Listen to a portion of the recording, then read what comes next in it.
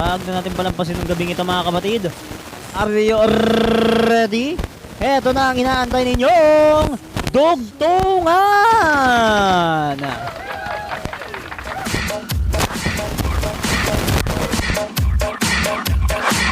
Coming tracks.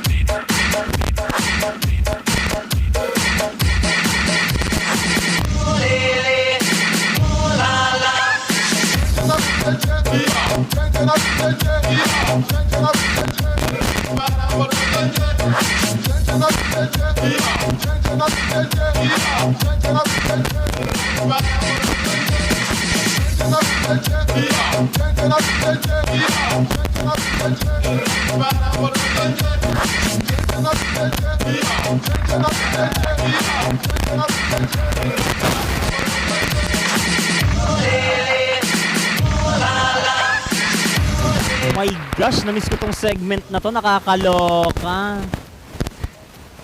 Eto na tayo mga kapatid sa inyong inihintay na dugtungan sa Kantahan Sessions, kung saan may isa akong pangungusap na babanggitin at ito ay inyong dudugtungan.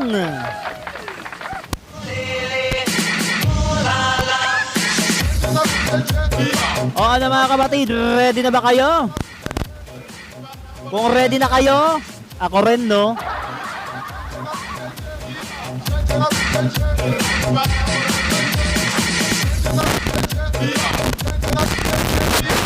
Alright, ito na tayo mga kapatid.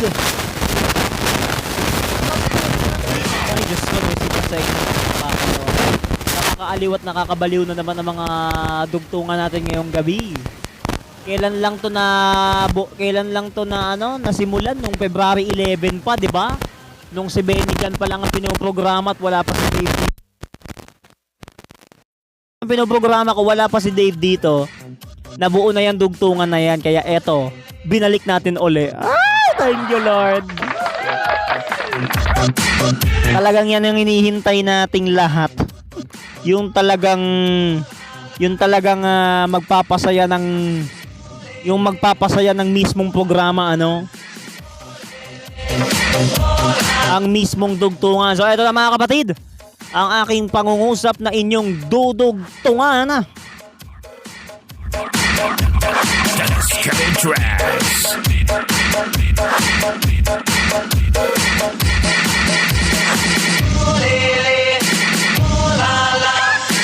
Eto na mga kapatid, ang inyong dudugtungan na pangungusap ngayong gabi. Sa darating na pasukan, sana'y maging blank ako. Ayan ha. Uulitin ko. Pwede ibahin natin. Sa araw ng pasukan, sana maging blank ako. Ayan ha. Iniba ko na para magkaroon ka ng idea. Uulitin ko ang pangungusap na inyong dudugtungan. Sa araw ng pasukan, sana'y maging blank ako. Ayan ha. Comment na.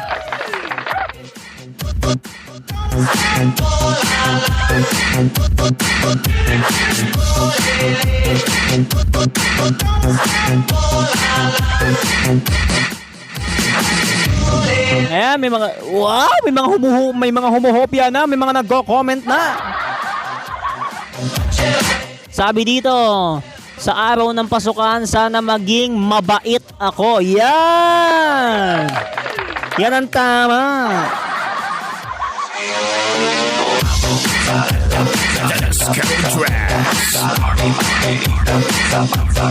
Ayan, sana sa araw ng pasukan, sana maging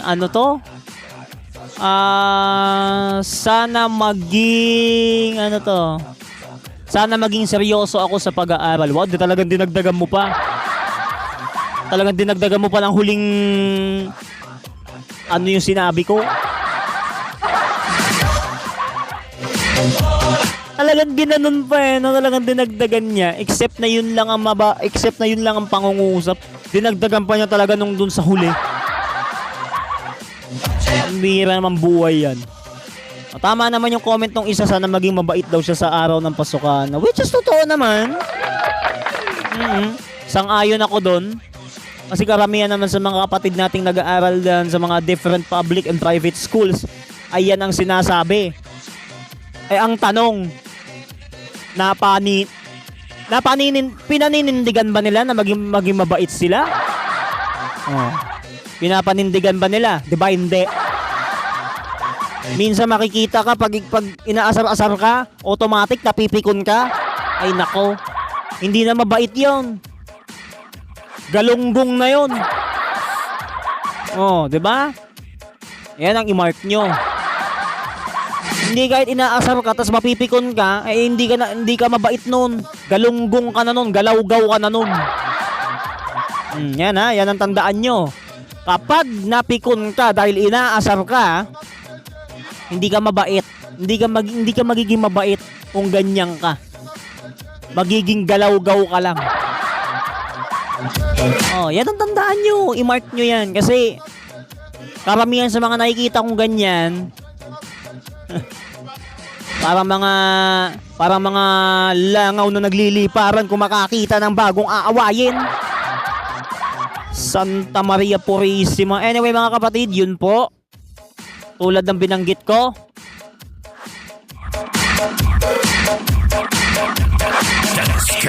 Ito pa, sana ito sa araw ng pasukan sana ay maging sana maging confident ako. Wow. Confident ka pa sa lagay na yan. Utang na loob. Siguraduhin mo lang ha. Kasi ang pag-aaral ang pag-aaral wala sa confidence yan. Tapos sabi mo confident ka. Excuse me. Paisip ako ng maaga sa mga sagot niyo. Mga binagdudugtong ninyo. Eto pa, sabi dito. Sa araw ng pasukan sana maging seryoso ako. Wow, taray.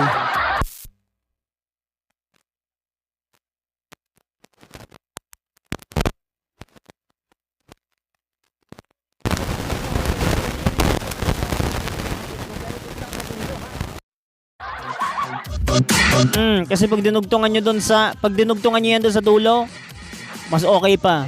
Mas lalong gaganda. O, diba? Mas lalong gaganda pangungusap natin. Kung dudugtungan ninyo sa dulo. No? Uulitin ko ang ating ang inyong dudugtungan ha. Sa araw ng pasukan sana'y maging blank ako.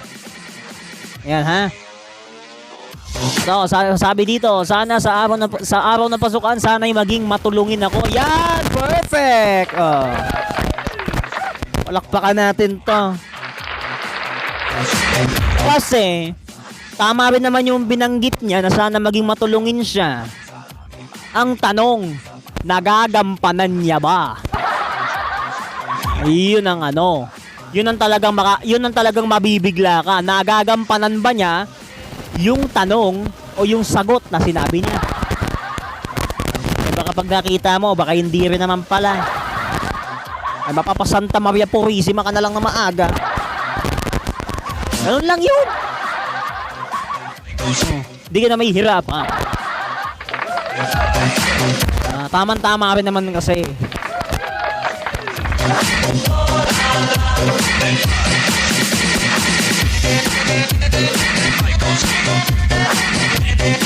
Eto pa, sabi dito. Yung pagiging matulungin mo dahil yan ang kinoment mo, gampanan mo ha. Yan ang tama mong gagawin, gampanan mo yung sinabi mong matulungin ka. Siguraduhin mo lang dahil pag di ko nakita yan talagang bablangkuhin kita. Ibablock kita, baklitos ka. Ito ba, sabi dito. Sa araw ng pasukan sana maging seryoso ako. Yan, perfect. Sana maging seryoso kayo sa pag-aaral nyo. Hindi yung tipong ikaw yung tipong seryoso pero pag inasar ka magagalit ka. Huwag naman ganon. Nililiteral nyo masyado yung mukha nyo eh. Kapag nakita nyo ganyan yung mga mukha nyo, nililiteral nyo sarili nyo. Kaya yung expression ng mukha nyo nagbabago. Pag yung expression ng mukha nyo nagbago, wag nyo ibuntong sa akin, ha? Wag nyo ibuntong sa akin. Tatakbo ako. Talaga lang eh. Si Raulo talaga eh. Kasi pag binuntong nyo sa akin yan, tatakbo talaga ako. Wag nyo akong hahagilapin, ha?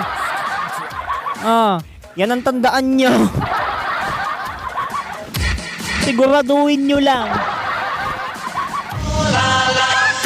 Ito pa, sabi dito, sa araw ng pasukan, sana maging magagalitin ako kapag nakakakita ako ng mga makakasagupang kaaway. Ay, wag naman ganon. Kaya nga sabi ko, gaya na sinabi ko kanina, kapag napikon ka, hindi ka mabait, galaw-gaw ka dyan. Oh. Tapos pag nakita nyo ako, ibubuntong nyo sa akin, tatakbuhan ko kayo. Oh. Tatakbuhan ko kayo, hindi ako nagbibiro pag sa akin yung binuntong yan. Wala akong magagawa. Pagka na ano talaga, naku, tatakbuhan ko kayo pag sa akin yung binuntong yung galit nyo. Pag sa akin yung binuntong, tatakbo ako. Hindi ko kayo babalikan. Tandaan nyo yan.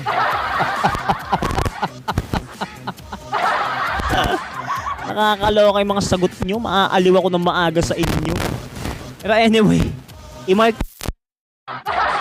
siguraduhin nyo lang talaga. Kasi pag yan ay nangyari, malay mo, baka yan ay ma-experience ko pa. Oh, magagawan pa ng kanta. Aba, talaga lang. Eh, hindi na ako magtataka niyan kung ganun lang din pala, eh, di ba? Pagka nagkaganon, baka mabigla ka rin, sayang din yun. Sayang din yun. Kasi pag binuntong nyo sa kaya ko lang binabanggit to. Pag binuntong nyo sa akin yung galit nyo, hindi ko kayo hahanapin, hindi ko kayo hahagilapin, hindi ko kayo babalikan. Sa akin kayo magagalit? Eh, wag ibuntong sa akin. Hindi ko kayo babalikan sa lagay na yan. Hindi ko kayo hahanapin. Eh, karamihan kasi sa mga ganyan, galit na galit eh. Eh, automatic pag gano'n, rejected yon. Pagka nakita mo talaga yung ganong yung ganong attitude, yung magagalit-galitan ka, ay patay kang bata ka. Maraming magugulat ng maaga dyan.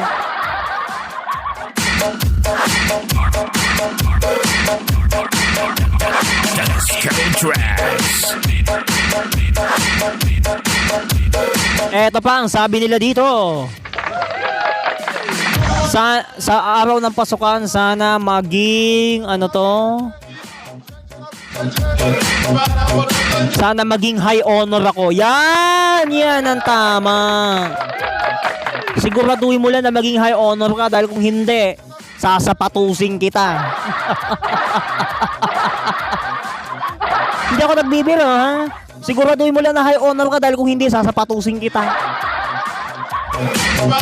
Kailangan pag graduate ka, may medal ka sa leeg. Kasi kung wala kang medalya, sa leeg, sasakaling ko pa yan. Nakakaloka kayo. Kasi kung wala kayong medalya sa leeg, sasakaling ko kayo niyan. Leeg nyo mismo sasakaling ko. Tandaan nyo yan. Dahil pag hindi kayo naging high honor at wala kayong medalya sa leeg, yung leeg nyo mismo, sasakaling ko yan. Tingnan ko lang talaga.